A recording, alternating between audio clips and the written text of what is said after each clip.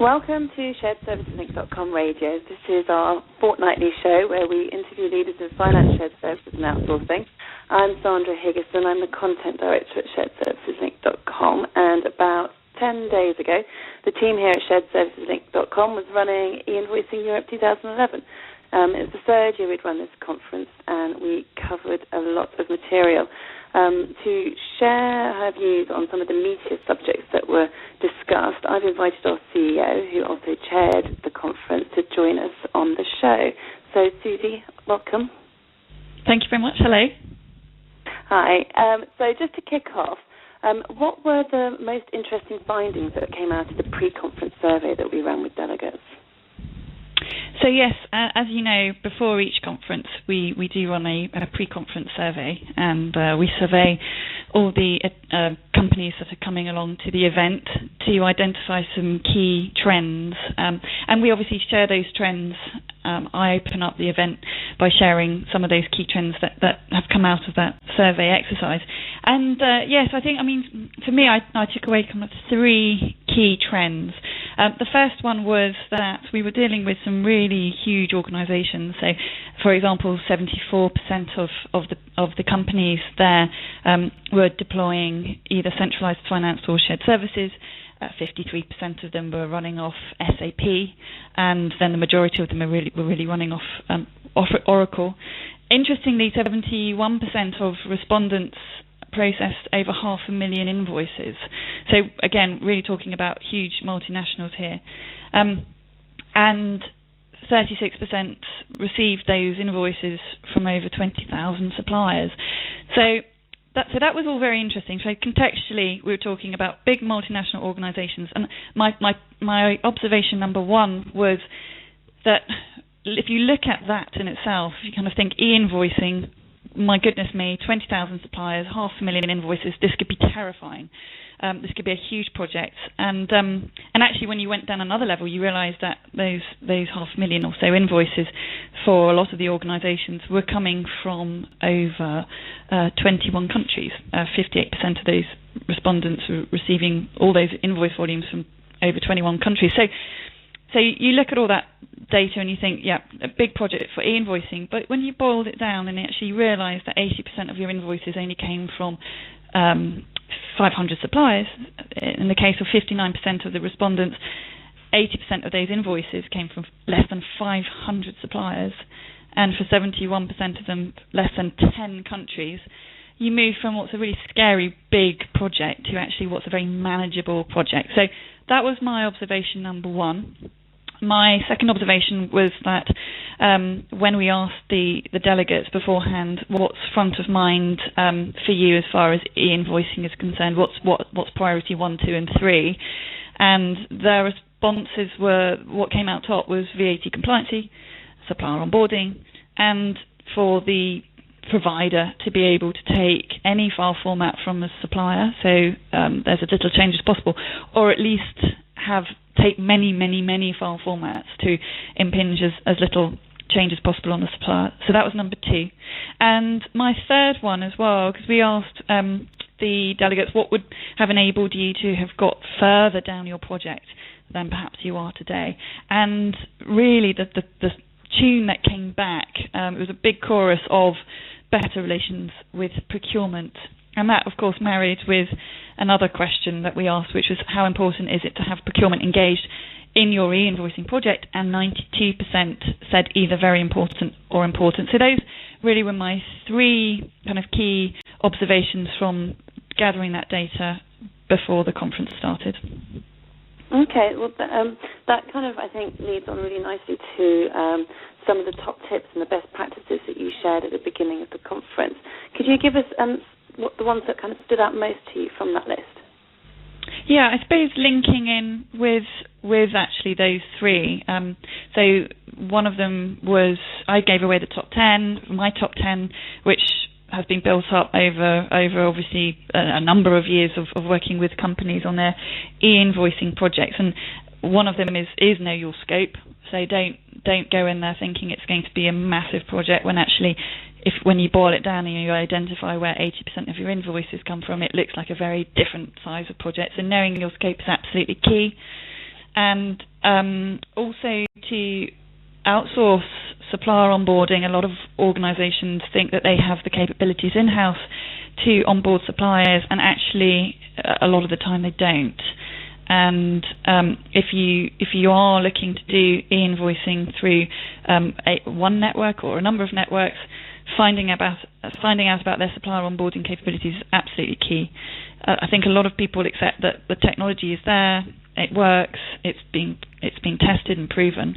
The absolute kind of litmus test of this working is how many suppliers are actually going to use it. So don't try and do this yourselves at home, as it were.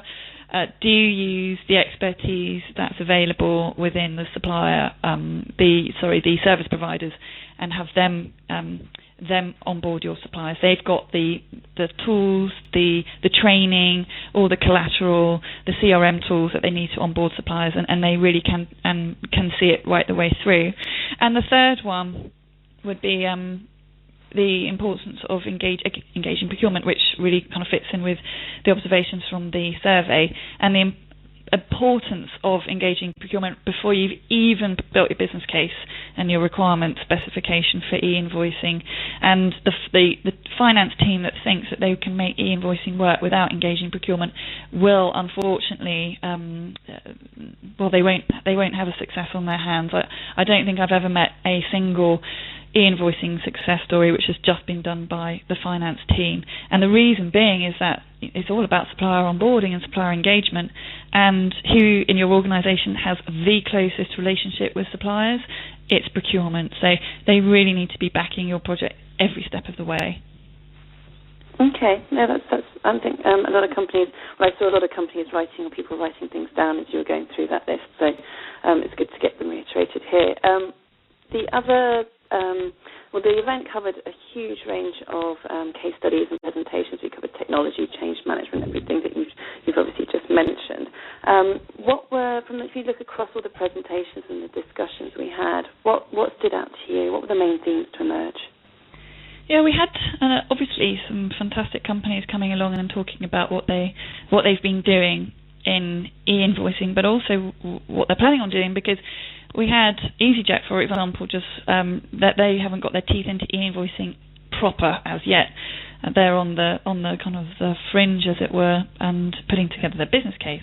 And then we had another organisation, Orange Business Services, who were probably 6 months ahead of them, who'd built their business case and were now very much looking to make their selection. And then an organisation 6 to 12 months in advance of them, Kimberly-Clark, talking about what they've been doing in the e-invoicing space over the last kind of 6 months. So we really had, if you look at the journey from kind of even just thinking about e-invoicing and then beginning to dip your toe in the market, right the way through to HP, who've been doing e-invoicing since, I think, 2002, have 1.8 million invoices converted to electronic and 30,000 suppliers connected.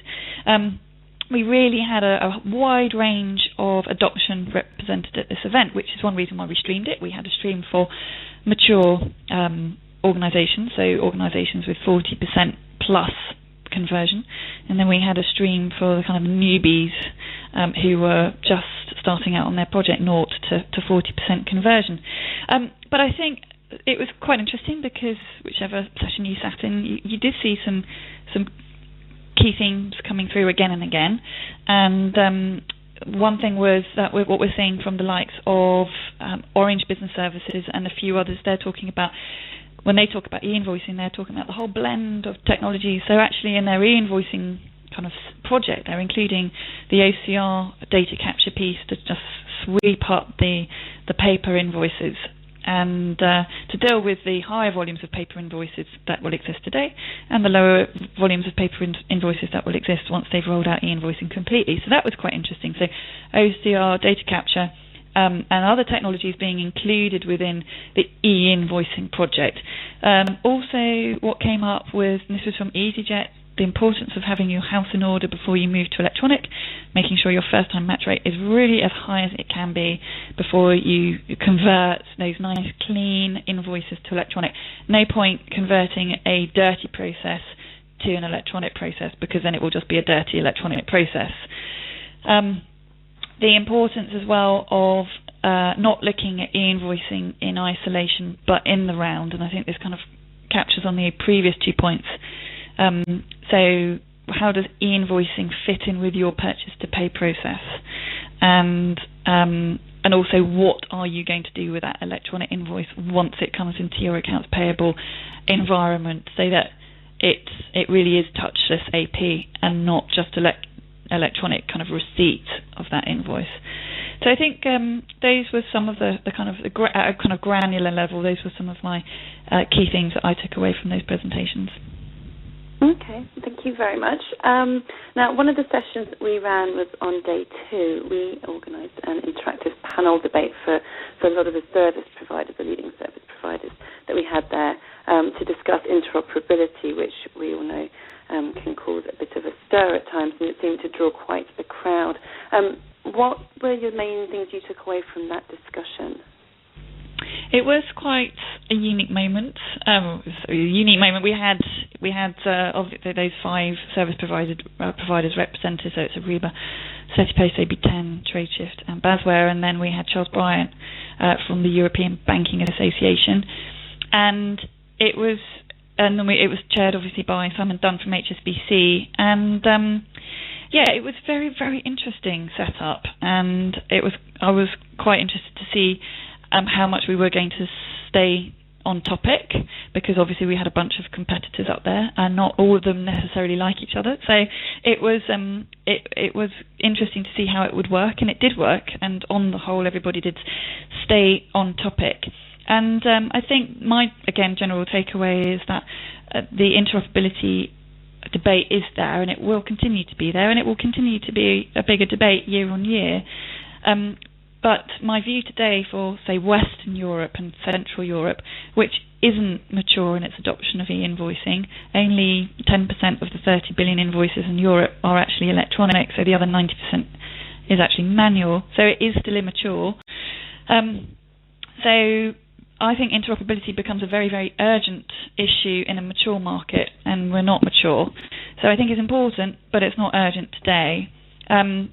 So that was number 1. And also number 2, out of all the players up there, I think some have a reputation of being closed, when in fact they're not closed. They are actually open, but it's not their key go-to-market strategy. And what's driving their decision as to who they will interoperate with are things like their commercials. Obviously, they've built their own business plans based on receiving invoices directly from suppliers. If they're going to lose that potentially and just receive invoices from other service providers, how does that impact them commercially? And also legally, each of those service providers needs to know that they are being passed a document it complies with all the law. So I do understand that there are challenges to overcome, none of which are insurmountable, but you can understand why some of them aren't in a rush to get this interoperability thing kind of fixed and up and running immediately. It's very much in the benefit of the new kids on the block to get interoperability agreements in place fast, and it's not necessarily to the benefit of the ones that have been around a long time, like Ariba and like AB10, who have established these supply networks of hundreds of thousands of suppliers, and you can see that they'd be reluctant to just plug into a new kid on the block to basically give all that work, or give a part of that work over to an organisation that's only really recently been established. So you can understand the positions they're in, and they did talk about all of that very, very frankly indeed, and I think it helped educate the people in the room as to where perhaps interoperability might sit within their thinking moving forward. So just to recap, it is important, it will remain to be important, it's certainly the direction that the market is moving in, but today, is it urgent, and is it requirement number 1? I don't think so. I think there are other things which are more important, or more, higher up the priority chain than interoperability today. Okay. Well, if any of our listeners are keen to learn more about what was discussed during that session, we've just posted a review of it on our website, on sharedserviceslink.com, so you can find that there. We've only got a little time left, but just quickly, if any of our listeners are looking to find out which companies they should be benching themselves against, who do you see that's out there as an end user leading the field in e-invoicing? HP is doing a lot with e-invoicing. Caterpillar, AstraZeneca, GlaxoSmithKline, HSBC, Kellogg's. They're all doing very exciting things with their e-invoicing providers and having huge successes. Okay, thank you. And that's pretty much all the time I think we've got today. But if you're listening and e-invoicing is important to you, then please have a look on our website at the one-day masterclass we've got coming up in Berlin on the 15th of September. Everything's on the website, along with lots of other reports and articles and white papers on the topic as well. But otherwise, we'll be back in a couple of weeks with another interview with a leader in finance shared services and outsourcing. So until then, goodbye.